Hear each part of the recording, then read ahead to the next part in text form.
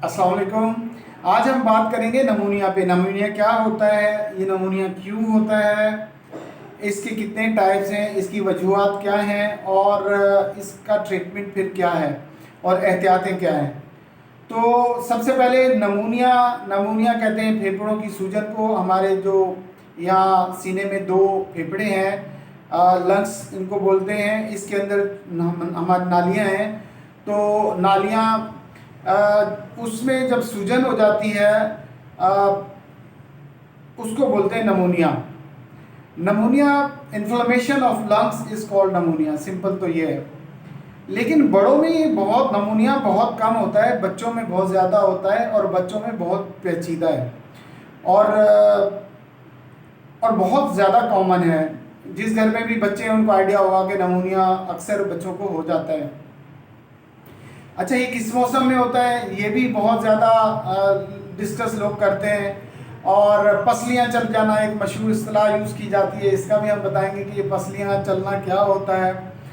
असल में होता ये कि हम जो सांस लेते हैं नॉर्मली, तो ये हम लेते हैं 1 मिनट में 16 दफ़ा, जबकि बच्चे 1 मिनट में 20 से 40 दफ़ा सांस लेते हैं। एक तो बच्चे ज़्यादा सांस लेते हैं। बच्चों की जो दिल की धड़कन है वो 80 से 120 है, जबकि बड़ों की क्या होती है 70 to 80 पर मिनट हार्ट बीट होती है। लेकिन बच्चों की जो हार्ट बीट होती है वो 80 से 120 होती है। और बच्चों का जो बीपी होता है वो 80 to 60 होता है, यानी कि सिस्टोलिक जो है वो होगा उनका 80 और डायस्टोलिक जो है वो 60 होगा, यानी ऊपर का 80 और नीचे का 60। जबकि बड़ों में होता है 120 और बड़ों में 120 ऊपर का होता है, नीचे का होता है 80। तो ये वजह है बच्चों का वैसे दिल की धड़कन तेज होती है। और नमूनिया बहुत तरह का हो सकता है। नमूनिया बैक्टीरियल हो सकता है, वायरल हो सकता है, और इसके अलावा जो मौसमी नमूनिया है वायरल, ये हो सकता है। इसके लिए फंगल नमूनिया, इसकी वजह से फंगल नमूनिया हो सकता है। इसकी कॉज जो होती है वो होती है स्ट्रेप्टोकोकस, एक बैक्टीरिया होता है, उससे हो सकती है नीमोकोकस मेरे ख्याल इसी वजह से इसको नमूनिया कहते हैं। नीमोकोकस से नमूनिया ज़्यादा होता है, ये एक बैक्टीरिया होता है। आपको सांस की गिरफ्तार होती है। अब होता ये है कि लोग बोलते हैं कि ये बच्चों में पसलियाँ चल रही हैं। ऐसा होता है कि सांस की रफ्तार तेज़ हो जाती है। अगर आप कमीज़ उतार के बच्चे का देखेंगे तो इसका जो डायफ्राम है इसके ऊपर जो उसकी रफ्तार सांस लेने की बहुत तेज़ होगी। उसकी वजह है कि बच्चों में नॉर्मली जो सांस ले रहे हैं बच्चा, तो वो 20 से 40 दफ़ा तो नॉर्मल ले रहा है।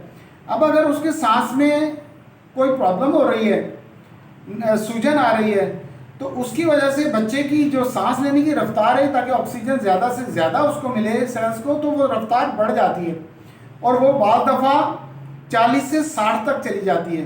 तो तेज़ तेज़ जो सांस लेने की रफ्तार होती है उसकी वजह से बोलते हैं कि पसलियाँ चल रही हैं।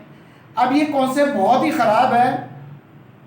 पसलियाँ चलना इट मीन्स ये नहीं है कि ये सर्दी की वजह से है। मशहूर ये है कि जब पेशेंट हमारे पास आ रहा होता है तो उसकी जो बच्चे होते हैं, माएँ उनको जो है उससे सड़ी हुई गर्मी में जून जुलाई में उसको लपेट के लेकर आती हैं कंबल में या गर्म कपड़े में, पसीने में बुरा हाल हो रहा होता है, टेम्परेचर उसका 102 103 ऐसे जा रहा होता है और रेस्पिरेटरी तो पहले ही उसका प्रॉब्लम कर रहा है, तो उसको सांस लेने में और प्रॉब्लम हो रही होती है। बड़ा भी हो तो घबराहट हो जाए उसको और प्रॉब्लम हो जाए। तो हम कहते हैं प्लीज़ ये आप हटाएं, ये सब कुछ ना करें, पंखा चलाएं और इसको बच्चे को थोड़ा सा हवा में रखें। लेकिन जो ख़वातीन हैं वो मानने को बिल्कुल भी तैयार नहीं होती, कहती कि नहीं इसकी पसलियाँ चल रही हैं, इसको ठंड लगी हुई है। ये वाला कॉन्सेप्ट जो ठंड लगी हुई है, ठंड कुछ भी नहीं होती। वो बैक्टीरियल या वायरल इन्फेक्शन की वजह से सूजन आई हुई होती है, इसको हम नमूनिया बोलते हैं। अब बोलते हैं डबल नमूनिया। अब डबल नमूनिया क्या होता है कि भाई अगर एक लंग्स में इन्फेक्शन हो रहा है तो दूसरे में भी हो रहा है। अगर दोनों तरफ सूजन है तो उसको डबल नमूनिया हो, डबल नमूनिया हो गया। सिंगल नमूनिया हो और डबल नमूनिया हो, ये तो सेम ही है तकरीबन।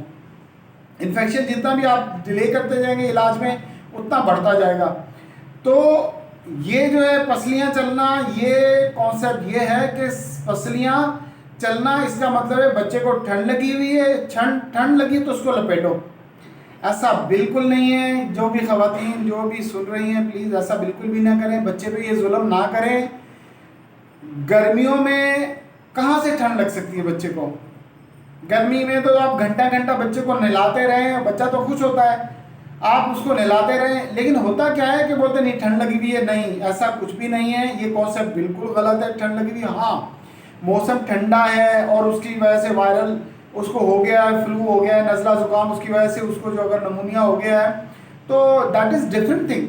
लेकिन आप कहोगे उसको जो है ना हर मौसम में उसकी पसलियाँ चल रही हैं, तो मैं आपको बता दे रहा हूँ कि नमूनिया की वजह से उसका सांस की रफ्तार बढ़ जाती है, सांस लेने की, उसकी वजह से उसके पसलियाँ तेज़ तेज़ चलती हैं, वो फील होता है सांस लेते हुए, रेस्पिरेशन फील होता है, जैसे हमें बीपी हाई हो जाता है, दिल की धड़कन तो बाकायदा पैल्पिटेशन वो फील होती है, दिल की धड़क रहा है। तो इसी तरह बच्चों को भी ये पता चल रहा होता है। तो लेकिन ये पसलियाँ चलना ठंड की वजह से नहीं होता, ये कॉन्सेप्ट आप प्लीज़ क्लियर कर लें और इसको आप दूसरों को भी गाइड करें और दूसरों को ये वीडियो भी पहुंचाएं कि ऐसा नहीं होता। गाइड करना बहुत मुश्किल हो गया है कि 90% यही समझते हैं कि पसलियाँ चल रही हैं, बच्चे को ठंड लगी है। चलिए, ये तो इसकी डिटेल हो गई। अब हम आते हैं इसकी ट्रीटमेंट की तरफ। तो बच्चे को अगर नमूनिया हुआ है तो ट्रीटमेंट क्या है? सबसे पहली गाइडलाइन तो है बच्चे को जो है ब्रोंकोडायलेटर देते हैं, एंटी हिस्टामिन देते हैं, एंटीपायरेटिक देते हैं कि बुखार बच्चे को ना हो ज़्यादा। और इन्फेक्शन है तो डेफिनेटली बुखार होगा। तो बुखार तो मैंने पहली वीडियो में बताया था, वो आप देख लीजिएगा कि जब बुखार होता है तो वो सर्दी से होता है अगर इन्फेक्शन हो। और तीसरा देते हैं एंटीबायोटिक्स देते हैं ताकि वो बैक्टीरिया ख़त्म हो। और ये भी कॉन्सेप्ट इतना गलत है कि डॉक्टर साहब आपने दवाई दी थी, एक ही खुराक से बच्चा ठीक हो गया और हमने दवाई छोड़ दी, उससे बच्चा कॉम्प्लिकेशन में चला जाता है और बच्चा और प्रॉब्लम में आ जाएगा। और वो क्या होगा, उसकी जो रफ्तार सांस की है वो नॉर्मली 20 से 40 और 40 से 60 हो जाएगी, 60 से 80 और 80 से 120 तक चली जाती है।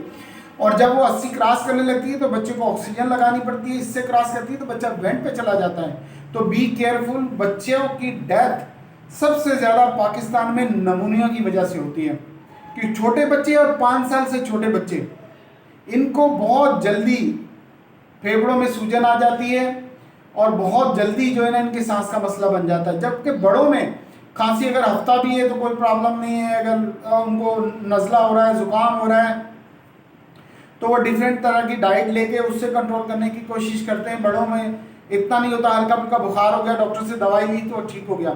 लेकिन बच्चों में बहुत जल्दी बच्चे जो है, क्यों? उनकी इम्यून सिस्टम बहुत कमज़ोर होता है। इम्यून सिस्टम उनका, जिसको आप उर्दू में कुव्वत मदाफ़ियत बोलते हैं, बहुत ही कम होती है, जिसकी वजह से उनको जल्दी नमूनिया हो जाता है। तो बच्चों में केयर करने की बहुत ज़रूरत है। जैसे ही हो जाए तो आप फ़ौरन उसको डॉक्टर के पास ले जाएं और उसको नेबुलाइज करें 3 टाइम, सुबह दोपहर शाम, उसको जो भी डॉक्टर दवाई दे। और वो जो बात हो रही थी कि एंटीबायोटिक एक खुराक से ठीक हो गया, बदकती बिल्कुल। अकॉर्डिंग टू WHO आपने कम से कम 3 दिन एंटीबायोटिक देनी है ठीक होने के बाद। तो ये जितना सीवियर बच्चे को प्रॉब्लम होता है इसी हिसाब से होता है, 3 दिन, 5 दिन, 7 दिन ये एंटीबायोटिक चलती है। 5 साल से छोटे बच्चे होते हैं, इम्यून उनका कमज़ोर होता है, तो आप केयर करें बच्चों की, बहुत ज़्यादा बच्चों का ख्याल करें। अगर ज़रा सी बच्चा होता है, जो डॉक्टर जितनी दवाई देता है, जितने टाइम देता है, आप उसको दें। एक और बात याद आ गई इसी बात से कि माएँ क्या करती हैं, डॉक्टर बोलता है 1-1 चम्मच इनको आप 2 टाइम दे दें या 3 टाइम दे दें। तो 5 ml एक टीस्पून में होता है, 5 ml। अब उसकी डोज बन रही है 5 ml। वो माएँ क्या करती हैं कि मेरा बच्चा तो अभी छोटा है, वो आधा चम्मच दे देती है एहतियातन। उसका नतीजा क्या निकलता है?